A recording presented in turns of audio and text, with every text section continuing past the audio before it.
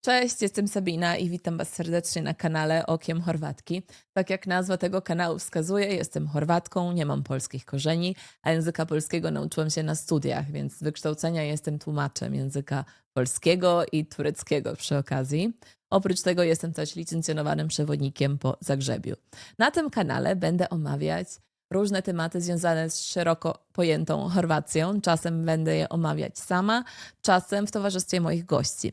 I dzisiaj witam Was serdecznie w pierwszym odcinku mojego podcastu pod tytułem Chorwacja z pierwszej ręki. Gościem pierwszego podcastu była dr Joanna Dobosiewicz, niekwestionowany autorytet do wszelkich spraw chorwackich w Polsce. Moim zdaniem, ale nie tylko moim zdaniem, proszę mi wierzyć. Jest ona naukowczynią. Przez 15 lat prowadziła zajęcia językoznawcze na studiach kroatystycznych.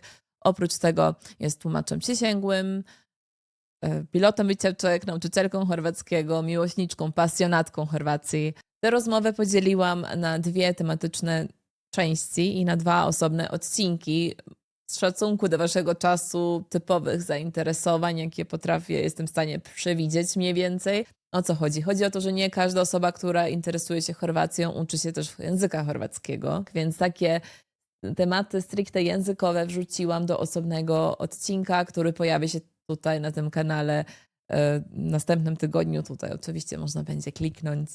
A Asiu, twoje przywiązanie do Chorwacji jest naprawdę wielowymiarowe. Jesteś naukowczynią przede wszystkim. Jesteś też oczywiście tłumaczem języka chorwackiego i serbskiego. Czasem też obejmuje to języki takie jak bośniacki, czarnogórski i tak dalej. Pogadamy o tym później. Jasne. No i tłumaczysz spotkania na najwyższym szczeblu politycznym i nie tylko. Masz bardzo ciekawe doświadczenia. Poza tym jesteś tłumaczem przysięgłym języka chorwackiego, tak? Przede wszystkim. Tak, chorwacki tylko. No, tak, i wystarczy. Wystarczy, tak, dokładnie wystarczy. A poza tym, no jesteś też nauczycielką chorwackiego, w sensie udzielasz korepetycji, lekcji, tak, języka chorwackiego. Instrukcji, jak mówią Instrukcji, Chorwaci. no my mówimy instrukcje, tak.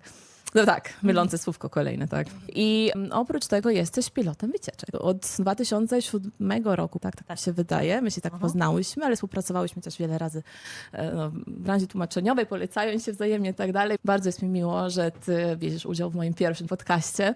Powiedz mi, jak ta miłość do Chorwacji powstała, jak to się zaczęło? Kiedy zakochałaś się w Chorwacji?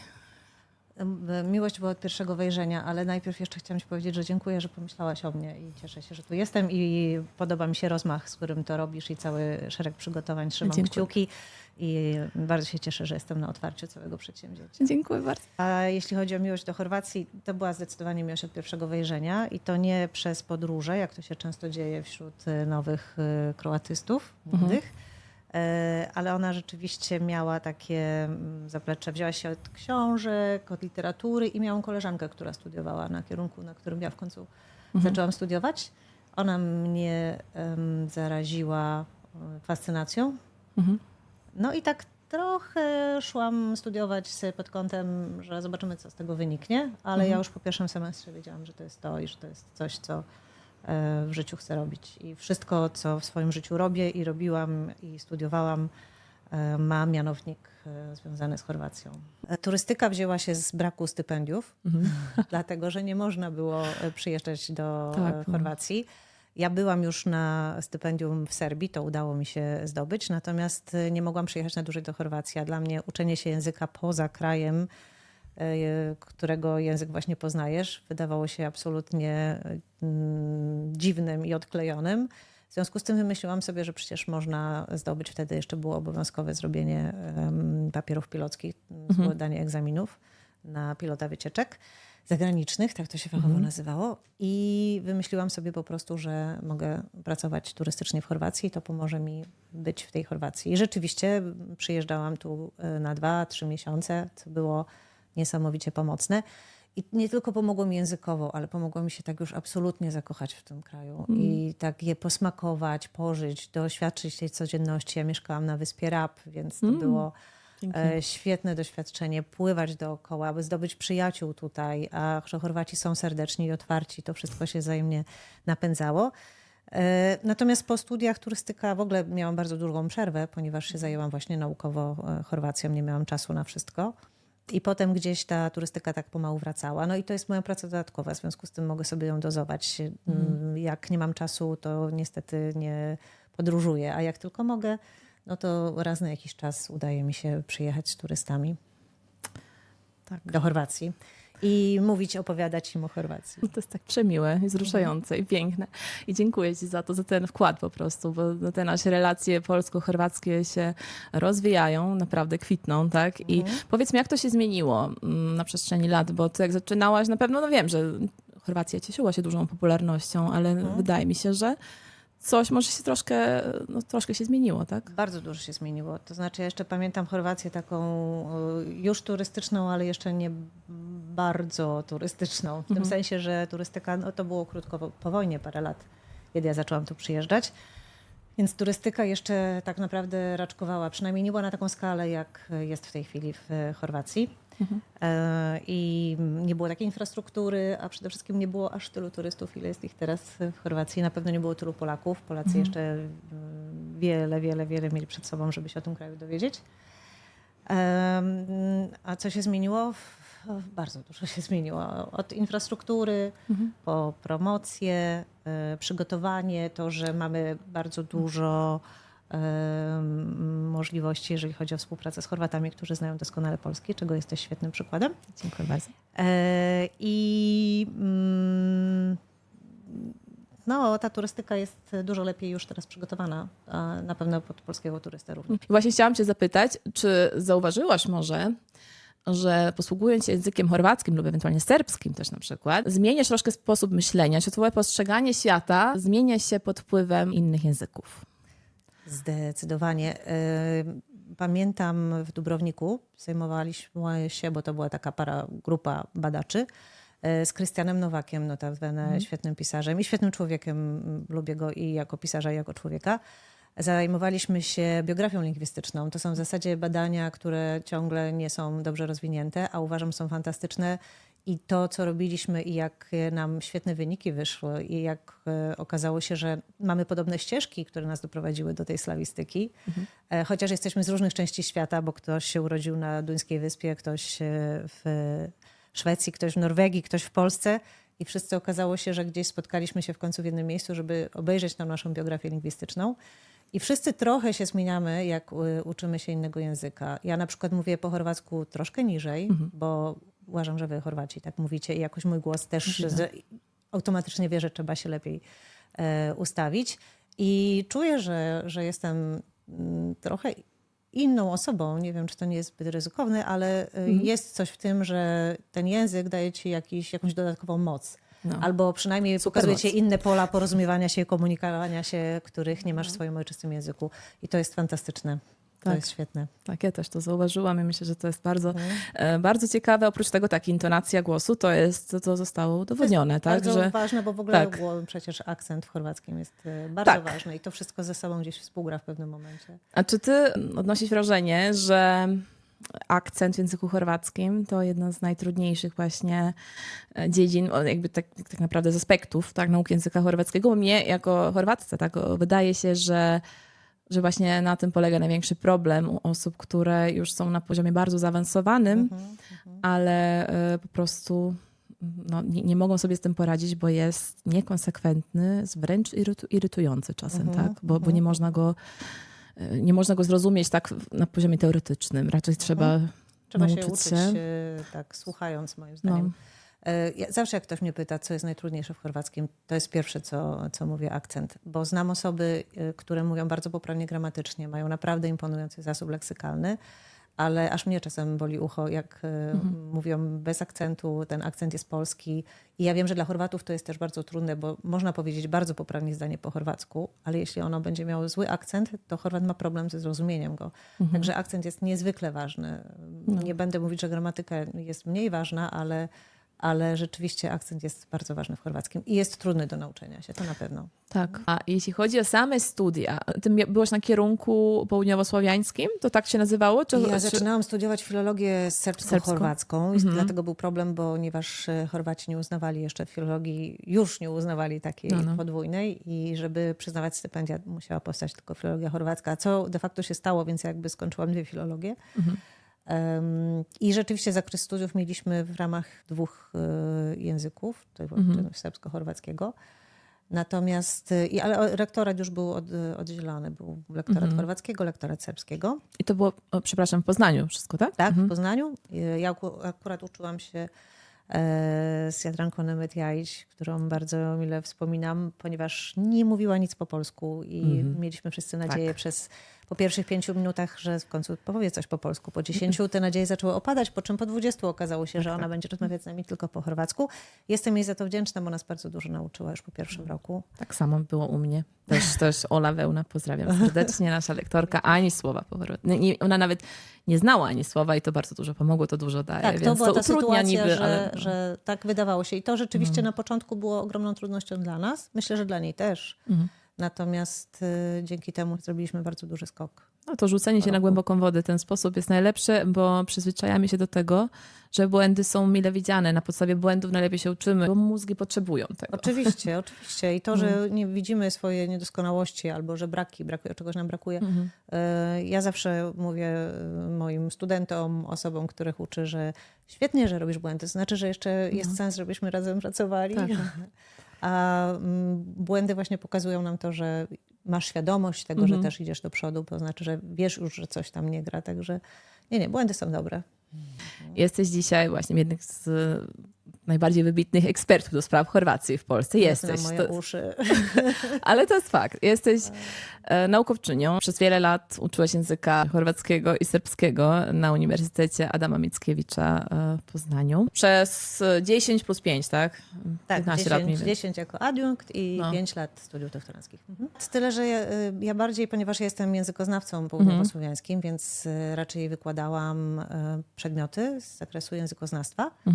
Stricte nie lektorat, tylko już tak maltretowałam studentów z gramatyką opisową na przykład, ale ja wiem, że to ulubili. Pozdrawiam w ogóle moich studentów, bo miałam naprawdę świetnych studentów i to był element pracy, który bardzo, bardzo lubiłam. I nawet ta gramatyka nie była taka straszna, bo pamiętam, że potrafili studenci przyjść i prosić o dodatkowe zajęcia, czyli może być ciekawie na gramatyce. Może, na pewno. Jeśli chodzi o takie osoby bardziej znane w internecie, to facetka od chorwackiego, Karolinę Urbańską, którą pozdrawiamy serdecznie. Też uczyłaś chorwackiego. Ola Brzoza też. Brzostowicz. Aha, tak, właśnie, Brzoza, to tak się nazywa tak na Instagramie. One prowadzą takie profile, które popularyzują język chorwacki. Swoją pracą dotknęłaś życia wielu miłośników Chorwacji i z taką własną cegiełkę dołożyłaś do ich życia. Jak na to wszystko patrzysz i jakie to emocje u ciebie wywołuje? Ja bardzo chciałabym tak, nie myślę aż tak pięknie, jak ty to wszystko teraz nazwałaś. Bardzo chciałabym, żeby tak było, żebym miała wpływ na tych studentów i żeby to, że zajmują się dzisiaj na przykład Chorwacją, było jakimś moim udziałem. Może tak jest, bardzo bym chciała, ale myślę, że to jest też ich ogromna praca własna. W przypadku Karoliny nie ulega to wątpliwości i wiem, że zawsze była pracowitą studentką i to się tak jej zostało. Więc ja w ogóle lubiłam bardzo pracę ze studentami i lubię cały czas pracę i lubię uczyć, to jest świetne, a jeszcze jak z drugiej strony stoi ktoś, kto jest zainteresowany i kto chce się rozwijać, nie może być nic lepszego dla osoby uczącej. Natomiast świetne jest to, bo to wymaga, myślę, że dużo zapału. Sama wiem to z własnego doświadczenia, że jeżeli znalazło się jakąś pasję w życiu, to trwać z nią i żeby ta pasja stała się też twoim zawodem i nie jest to wszystko proste. I tym bardziej pozdrawiam dziewczyny. Pozdrawiamy serdecznie. Jeśli chodzi o pracę nad nauką języków obcych ogólnie, ja zaczęłam studia w taki sposób, że zaczęłam od zera na 2 kierunkach filologicznych. Wiem, jak to wygląda. Myślę, że najważniejszą sprawą to ta praca, którą wkładamy, ten cały proces w czasie wolnym, powiedzmy, poza studiami. Tak. Jak to wyglądało u ciebie? Bo ty zaczynałaś w czasie, kiedy tego Erasmusa nie było, tych wymian nie było studenckich. Miliona aplikacji. No właśnie, aplikacje internetu. Dostęp do internetu był jeszcze Tak, dla mnie internet jest kluczowy. Nawet wymiany studenckie są fajne, ale myślę, że większy wpływ na to wszystko brak internetu mógł mieć, bo ja nie spotkałam się z czymś takim, żebym nie mogła znaleźć wywiadu na jakiś temat czy książki i to jest bardzo takie rozwojowe, obecność internetu. Jak ty zaczynałaś, to było troszkę inaczej jeszcze. Więc jak ty uczyłaś się poza studiami? Jak to wyglądało? Czytałaś na pewno dużo, tak? Czytałam. Pamiętam, że się starałam zdobyć ile się dało w języku oryginału materiałów od gazet. Wiesnik, pamiętam, był wtedy najbardziej dostępny. A Wiesnik, gazety, tak? Tak, ale ja się uczyłam w ogóle, to uważam, to zresztą Karolina gdzieś tam, pamiętam, w swoim już nauczaniu wspominała, bo też ją to dotknęło. Uważam, że uczenie się przez piosenki jest świetnym ćwiczeniem i wtedy to było najprostszym sposobem, a że jugosłowiański rok był fantastyczny. Tak. I Azra miała bardzo dobre teksty i nie tylko, więc ja przeszłam w ogóle fascynację muzyczną i całe zainteresowanie. W związku z tym ja pamiętam, że po prostu piłowałam jak się dało te piosenki, słuchałam, uczyłam się tekstów, uczyłam się całych fraz i potem na podstawie tej frazy szukałam jakichś zasad gramatycznych. I potem właśnie też to na studentów przelewałam, ale uważam, że uczenie się przez piosenki jest świetnym sposobem nauki języka. Nawiązując do tego, co powiedziałaś, moim zdaniem właśnie, kiedy coś wywołuje jakąś emocję, Tak. to sprawia, że uczymy się, pamiętamy, jesteśmy w stanie lepiej zapamiętać cokolwiek. No, nawet jak... Uczymy się jeśli chodzi chętniej, tak, chętniej lepiej i po prostu, zapamiętujemy. Tak, to wpływa bardzo pozytywnie na proces zapamiętywania.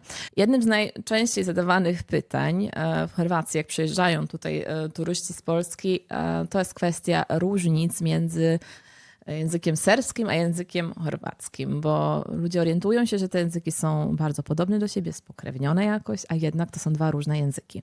Interesuje mnie, jak ty odpowiadasz na to pytanie, bo właśnie masz pełen autokar ludzi, z których może 80% ma potrzebę zadać się to pytanie, tak? Więc jaka jest odpowiedź?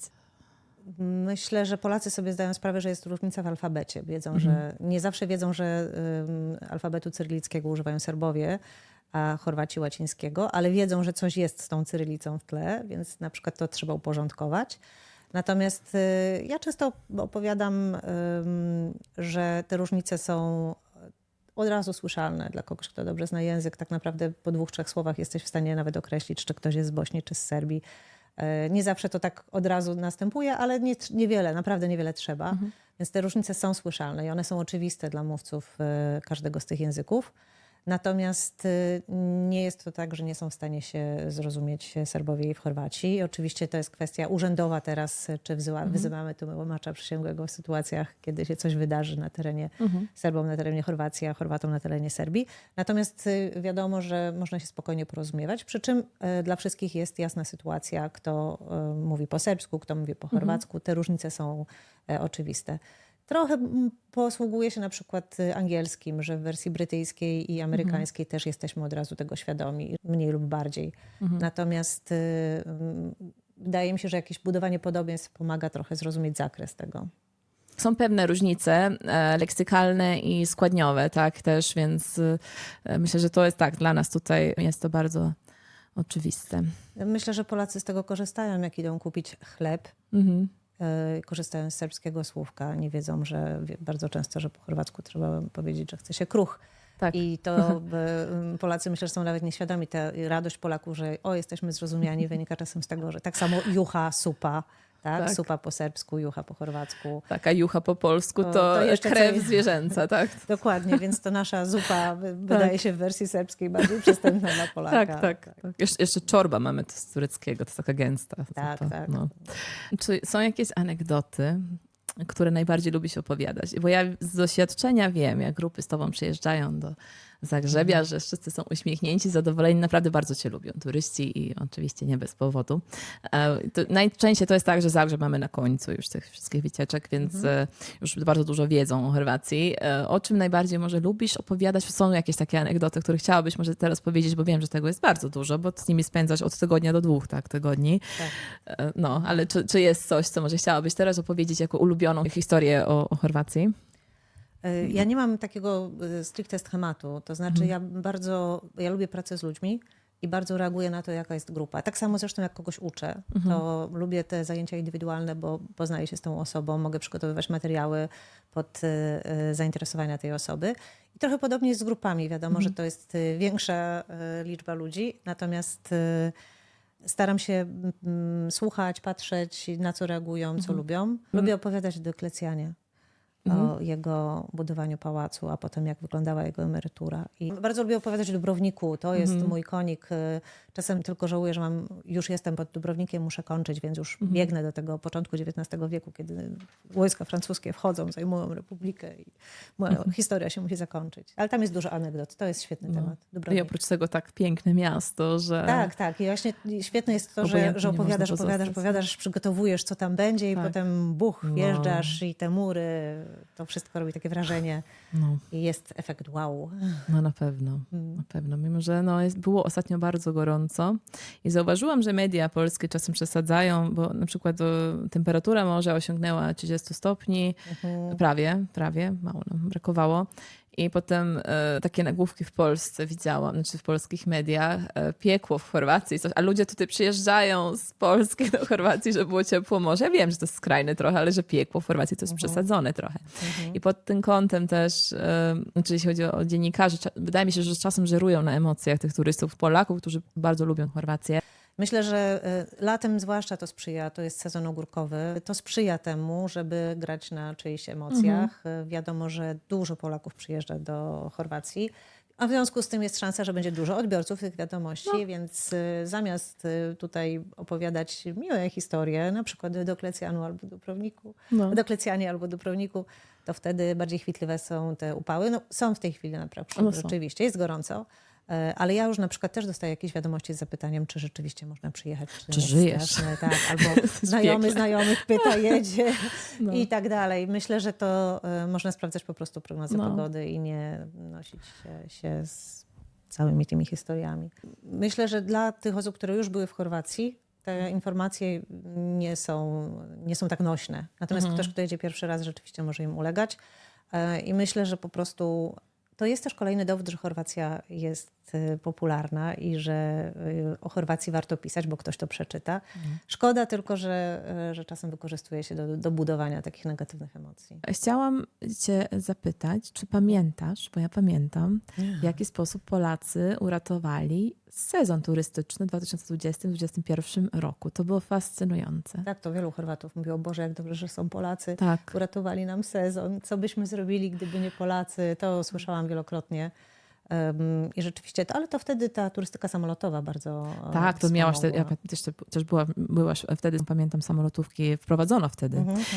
A ja pamiętam, że właśnie to tak wyglądało mniej więcej, że ja spacerowałam z tymi dużymi grupami z Polski i ludzie się odwracali, bo nie mogli uwierzyć, że są grupy, tak? Grupy takie autokarowe. To było tak, że ja żartowałam, że chyba moje grupy są większą atrakcją dla zagrzebiań niż Zagrzeb dla moich grup. Bo było to po trzęsieniu ziemi i tak dalej.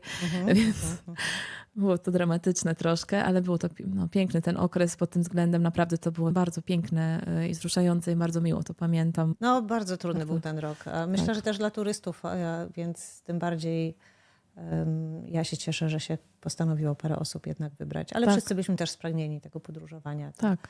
Ja pamiętam, że jak tylko uruchomiono loty, byłam jednym z pierwszych samolotów do Chorwacji, bo już nie mogłam się też doczekać. Prawdopodobnie nie jesteś w stanie odpowiedzieć na pytanie, ile razy odwiedziłaś Chorwację, ile razy tutaj byłaś u nas. Wiem, że tutaj jeździć bardzo często jako pilot wycieczek, tak, oprócz tego tłumaczysz tutaj prywatnie, też przyjeżdżasz, lubisz, kochasz Chorwację. Powiedz mi, do których miejsc najbardziej lubisz wracać? Do Chorwacji w ogóle. No z tą ilością rzeczywiście przyjazdów, zwłaszcza ja w tym roku myślę, że już miałabym problem powiedzenia ci, bo byłam i jako tłumacz, i jako pilotka i prywatnie oczywiście również też wiele razy. A moje ulubione miejsca, ja jestem fanem chorwackich wysp. Oczywiście tych miejsc jest naprawdę dużo. Ja po prostu jak nie jestem w Chorwacji 3 miesiące, to już tak czekam, żeby tu znowu przyjechać. Natomiast jak wybieram miejsce na wakacje, to są wyspy i moje ukochane 2 miejsca to Vis i Lastovo. 2 fantastyczne wyspy. Wyspy, które podobne są do siebie pod tym względem, że w czasach Jugosławii były bazami wojskowymi, w związku z tym dostęp do nich był bardzo utrudniony i to spowodowało, że ta turystyka masowa się nigdy tam na szeroką skalę nie rozwinęła. Teraz może Vis jest bardziej popularny z wielu względów, między innymi przez filmową Mamma Mię. Natomiast to są też świetne miejsca nurkowe i świetni ludzie i wyjątkowa atmosfera, kuchnia, wszystko tam jest po prostu idealne dla mnie. Wiem z doświadczenia częściowo, bo rozmawiamy często, tak? Tak. Przy obiedzie, po pracy, o twoich różnych doświadczeniach tłumaczeniowych. Wiem, że miałaś bardzo, bardzo ciekawe doświadczenie. Troszkę opowiedz nam troszkę o tym, jak to się potoczyło tłumaczem wszystko. chorwackiego, między innymi. Myślę, że w ogóle praca tłumacza jest niezwykle ciekawa, zwłaszcza jeżeli lubisz tłumaczenia ustne, bo to Tak. jest tłumaczenie w terenie, Tak. na służbę non-putu No. i jesteś motywowana do tego, żeby się dużo nauczyć. No bo jeżeli chcesz tłumaczyć drugiemu specjaliście, to sama musisz stać się specjalistą w danej dziedzinie. Ogromna odpowiedzialność. Dokładnie. Tak? I bardzo często zanim się cokolwiek zaczyna tłumaczyć, to po prostu siada się i uczy. Sama na pewno to robiłaś niejednokrotnie. I czy to pisemnie, czy ustnie. A w ustnych tłumaczeniach dodatkowo uważam, że to jest w ogóle... Ja uwielbiam tę formę pracy, ale wiem, że nie jest dla wszystkich. Wiem, że nie wszyscy ją lubią i że no to jest praca, gdzie adrenalina jest na najwyższym poziomie i trzeba lubić tę adrenalinę i trzeba lubić wyzwania i trzeba sobie umieć dać radę w każdej sytuacji, bo tam nie ma, że nie zapomniałem, zasłuchałem się albo akurat właśnie nie wiem. Nie ma miejsca na coś takiego. Trzeba być naprawdę na najwyższych obrotach i nawet czasami tłumaczenie jakiejś konferencji prasowej półgodzinnej. Człowiek się czuje, jakby przepracował właśnie ileś tam godzin, a nie pół godziny. A niejednokrotnie do tego się przygotowuje bardzo długo. Więc to jest, myślę, świetne w pracy tłumacza, bo jesteś cały czas poddawana różnym wyzwaniom i cały czas się musisz czegoś nowego uczyć. Często stajesz się specjalistą w dziedzinie, w której nikt by się nie spodziewał. Albo przesuwasz się po kopalni, w jakichś mrokach kopalni. Tak mi się udało. W fabryce czekolady. Musiałam się nauczyć procesu produkcji czekolady od samego początku, jak to się wszystko dzieje. Potem jak to się staje, że czekolada z wielkich, powiedzmy, kotłów trafia do takich malutkich kuleczek i jak to się potem wykorzystuje. I potem pamiętam, że po 2 tygodniach spędzonych w fabryce czekolady przez pół roku zapach czekolady byłam w stanie wyczuć na kilkanaście metrów. To są takie bardzo, bardzo, bardzo ciekawe doświadczenia. No albo się siedzi w kabinie i przeżywa się też niezwykły skok adrenaliny. To jest fascynujące, nie wiem, czy też masz takie wrażenie, ale jak mózg pracuje na jak wysokich obrotach, jak jest sobie w stanie przypomnieć i wygrzebać z najgłębszej szufladki umysłu słowo, które właśnie jest mu potrzebne i on je właśnie pamięta. To jest... Ja zawsze mówię, zwłaszcza jak tłumaczę z tureckiego, składnie języka tureckiego, to jest taka matematyka lingwistyczna, to trudno to opisać jakoś. Znaczy, mogę opisać, ale nie będę teraz, może w innej sytuacji mogę odcinek zrobić na temat tego. Mam wrażenie, że to jest taki sport ekstremalny i że ja go lubię i on sprawia, że ja czuję, że żyję, że się rozwijam i tak, ta adrenalina działa w sposób niesamowity i nawet nie potrafię wtedy jeść. Jakieś napoje izotoniczne lubię mieć przy sobie. No, czasem nie ma czasu na Nie jedzenie. ma czasu, ale nawet taki jest. Dobra, wiadomo, jak Nawet tłumaczysz, jeśli uczestniczysz w uroczystym obiedzie albo kolacji, to To ty jesteś od tłumaczysz. tego, żeby mówić, a to nie żeby tłumaczysz. jeść. Co to jest? To jeden je, to drugi mówi, ten zaczyna po prostu jeść, tak, ten drugi zaczyna mówić i ty po prostu patrzysz i w sensie wszystko to obserwujesz i tłumaczysz wszystko po kolei. Taka praca i tak ma być, wszystko okej. Czasem też tłumaczysz dla delegacji, które przyjeżdżają z Bośni lub z Czarnogóry. Jak do tego się przygotowujesz? Czy masz jakieś problemy z tym? Znaczy w sensie, jeśli chodzi o to słownictwo, to mogę sobie wyobrazić, że jednak to może ci się czasem mylić, tak? Więc jak się przygotowujesz i który zakres słownictwa tak ogólnie, które dziedziny są najbardziej problematyczne? Znaczy zazwyczaj przed tłumaczeniem wiem, jak tłumaczyłam podczas meczu reprezentacji Polski w piłkę nożną z Serbią. Wiadomo było, że serbskiej absolutnie. Tam nie było miejsca na używanie chorwackiego czy bośniackiego. Tak samo zresztą jak tłumaczyłam mecz z reprezentacji Bośni i wtedy po prostu siadasz i sprawdzasz, przygotowujesz się, rozmawiasz sam ze sobą, słuchasz na pewno czy to trenerów, czy piłkarzy, czy danego polityka, bo trzeba się nauczyć też tego języka. Jeżeli masz w perspektywie, że spędzisz z danym politykiem następne 2 dni, on ma swój specyficzny język i dobrze się z nim oswoić. Myślę, że większość tłumaczy coś takiego robi, że siadamy, po prostu się uczymy. Myślę, że to też znasz ze swojego podwórka. Tak, dlatego zadaję ci to pytanie, z tym, że ja jestem Chorwatką. Dla mnie, ja nigdy nie uczyłam się tych innych języków. Mam duży szacunek do tego, że to są inne języki. Mogę tak intuicyjnie określić różnice, mogę o tym rozmawiać, ale Nie jestem pewna, oprócz tego, że nie wiem, zrak to wazduch, czyli powietrze, czy tam, nie wiem, saobraćaj to promet, czyli ruch, tak, takie rzeczy. No to z takich rzeczy zdaję sobie sprawę, ale interesuje mnie właśnie, jak się przygotowujesz, wiem, że są różne materiały, to wszyscy robimy to samo mniej więcej, tak? Ale jeśli chodzi o te krytyczne takie słówka, myślałam, jak się przygotowujesz, czy masz jakieś słowniczki z tym wszystkim, po prostu, no, słuchać tych. No. Słucham, przestawiam się po prostu, zaczynam słuchać, nie wiem, na przykład jeżeli jest Serbia, słucham więcej serbskich wiadomości, rozmawiam sama ze sobą, po prostu się staram przestawić. Ale ja na przykład ucząc się najpierw nauczyłam serbskiego bardzo dobrze i potem dopiero mówił chorwacki, także ja się trochę z tego serbskiego na chorwacki przestawiałam. I to też może mi pomogło, dlatego że cały czas musiałam być świadoma tych różnic ucząc się. Ja się od razu uczyłam, wiedząc, że tu jest tak, a tu jest tak, że nie wiem, możesz powiedzieć teget w Serbii, ale po chorwacku już musisz powiedzieć tam no plavi, granatowy. I mam tę świadomość po prostu. To są dwie szufladki dla mnie. O, Tak. I raz No sięgam właśnie. do tej po lewej, a raz do tej po prawej. Asiu, mamy jeszcze bardzo dużo tematów do omówienia, ale Będziemy musiały się oczywiście jeszcze chyba spotkać. myślę, że tak. I dziękuję ci bardzo za udział w moim tym podcaście. Pierwszym ever. Tak się czuję wyróżniona. Ever, serio. Nie bądź dla siebie surowa. No. To było, Asiu, don't be ridiculous. tak jest, okej. Asiu, jeszcze bardzo dużo tematów mamy do omówienia. Oczywiście nie Trzeba może... chyba będzie do nich wrócić. Trzeba będzie, tak zrobimy. Powiedz mi na koniec teraz, wiem, że literatura piękna i nie tylko piękna, ale przede wszystkim tak, wpłynęła na początki twojej nauki, bardzo mocno wpłynęła. Później też tłumaczyłaś różne książki, spotykałaś różnych pisarzy, czytałaś dużo, uczyłaś studentów o tym wszystkim. Powiedz mi, czy masz jakąś listę z ulubionych pisarzy chorwackich? Listę. Wiem, że masz listę. No, Dobre. jakiś top 5? Czy jak uważasz? No, Dubravka Ugrešić. Miałam okazję też ją poznać osobiście, a przede wszystkim najpierw ją czytać. Uwielbiam ją, śmieję się często przy jej książkach. Czasem nie jest mi do śmiechu, bo nie wszystkie książki są do śmiechu, ale była fascynującą kobietą prywatnie i uważam, że sporo jest przetłumaczone na język polski, także dlatego myślę, że ją warto też wspomnieć, bo rzeczywiście nie ma problemu, żeby sięgnąć po jej książki, nawet te ostatnie, które są przetłumaczone. Tutaj Milienko Jergowicz to jest drugie nazwisko i też prywatnie, jako człowiek, fascynująca osoba i to też powoduje, że znałam tych ludzi najpierw przez książki, a potem miałam okazję z nimi spędzić trochę czasu i porozmawiać i tylko utwierdzali mnie w tym, jak są fascynujący i jak mają ogromną wiedzę. To też było zawsze imponujące. Uwielbiam Antetomicia. Uważam, że to jest taki rodzaj literatury, który nie jest znany raczej nam, Polakom. Taki sposób pisania, dowcipu, podejścia do wielu spraw. Lubię też jego felietony. I to jest taki pisarz, który uważam, że bardzo bym chciała, żebyśmy mieli na gruncie polskim podobnego pisarza po prostu. Krystian Nowak, którego wspomniałam. Dużo jest naprawdę tych pisarzy, także w sumie...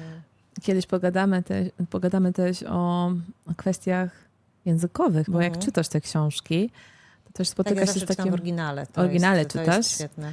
I mózg to jakoś przerabia później i też odkrywać takie nowe wymiary tego języka chorwackiego na pewno i można tutaj też pogadać o ciekawostkach różnych językowych. To są takie poziomy bardziej zaawansowane, ale lubimy o tym rozmawiać, więc możemy, zwłaszcza jak mamy gotowe już tłumaczenia, też zobaczyć, jak coś zostało przetłumaczone, ale oprócz tego dużo tematów przed nami innych, kulturowych. Tak, Edo Popowicza nie wspomniałam, to też go lubię. Też miałam okazję go tłumaczyć, ale też można go spotkać po polsku, więc też myślę, że warto go podjąć. To jest budujące, że można czytać już literaturę chorwacką też po polsku. Jeszcze jest paru autorów, którzy na razie nie są przetłumaczeni, ale mam nadzieję, że się godnych wymienienia, natomiast na razie jeszcze niedostępnych po polsku. Dobrze.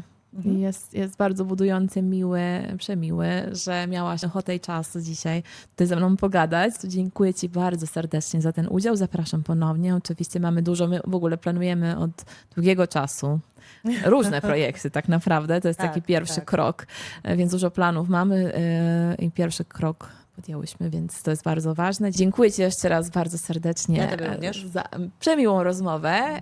I do Dzięki za zobaczenia. inicjatywę i za Dzięki. zaproszenie i mam nadzieję, że się widzimy niedługo Oczywiście, znowu. oczywiście. Dziękuję. Pa, pa. Dzięki, hej, hej.